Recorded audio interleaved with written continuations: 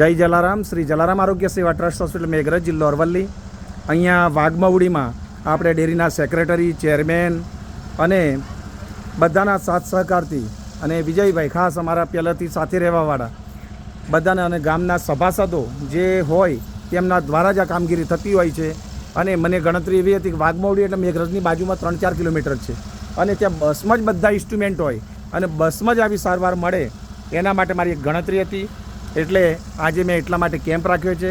અહીંયા દર્દી નારાયણને એટલે જે ભગવાનના રૂપમાં બધાને ચશ્મા બજારમાં જે અત્યારે 250 ને 300 રૂપિયામાં જે ચશ્મા મળતા હોય છે એ ચશ્મા માત્ર ₹50માં મળે ને એ પણ સારી ફ્રેમમાં મળે એની મારી એક ઈચ્છા હતી. અને દવા ટીપા પણ અહીંયા મળે એટલા માટે આ કેમ્પ રાખ્યો છે. Shri Jalaram hospital PRO Shri BP Bamaniya 9925818367 99258 18367 number મારો ચાલુ છે. જાહેર જનતાને અપીલ છે કે આપના ગામ રીતે નેત્રયજ્ઞ થાય તો આપ પણ સહકાર આપો, સાથે રહો અને આપણે વિઝન દ્રષ્ટિ બધાને જળવાઈ રહી. મોતિયાનું ઓપરેશન મફત થાય. આમાં હું આઈ કેર પણ લાવ્યો છું એટલે જેને ઝામરની તકલીફ હોય એના માટે ઝામરની તપાસ થઈ જશે. ગાડીમાં સ્લિટ લેમ્પ છે એની અંદર તપાસ થઈ જશે. ગાડીમાં ઓપ્થલ્મોસ્કોપ, રેટિનોસ્કોપ એ પણ અવેલેબલ છે. અને ખાસ કરીને જે ચશ્મા પહેરીને આવ્યા છે આમાં 2-3 જણા કે જેમને ચશ્માના નંબરની પણ ખબર નથી એના માટે ગાડીમાં લેન્સોમીટર પણ છે. આ બધી જ સુવિધાઓ ગાડીમાં છે.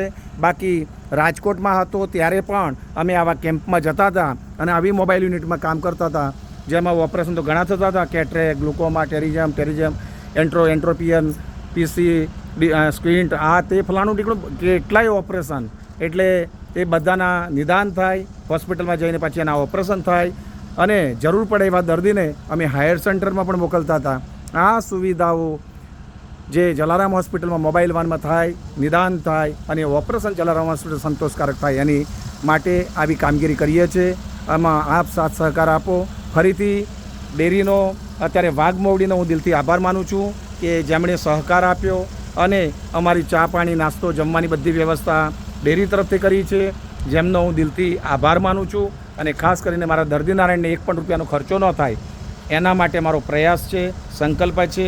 બાપા જલારામની હોસ્પિટલમાંથી આવતો હોય એટલે બાપા જલારામને યાદ કરી મારી વાતને વિરામ આપું છું. દીપ પ્રાગટ્ય, અગરબત્તી આ બધું તો થવાનું જ છે અને હિન્દુ સંસ્કૃતિ પ્રમાણે આપણે આ બધું કરીએ છીએ તે તો થશે જ. પણ બાપા જલારામ સૌની રક્ષા કરે એ કામના સાથે અસ્તુ. જય જલારામ. રામ નામ મેં લીન એ દેખત સબ મેં રામ, તાકે પદ વંદન કરું. જય જય શ્રી જલારામ અસ્તુ. જય જલારામ. અને દર્દી નારાયણની સારી તપાસ થાય એ કામના સાથે અસ્તુ. જય જલારામ.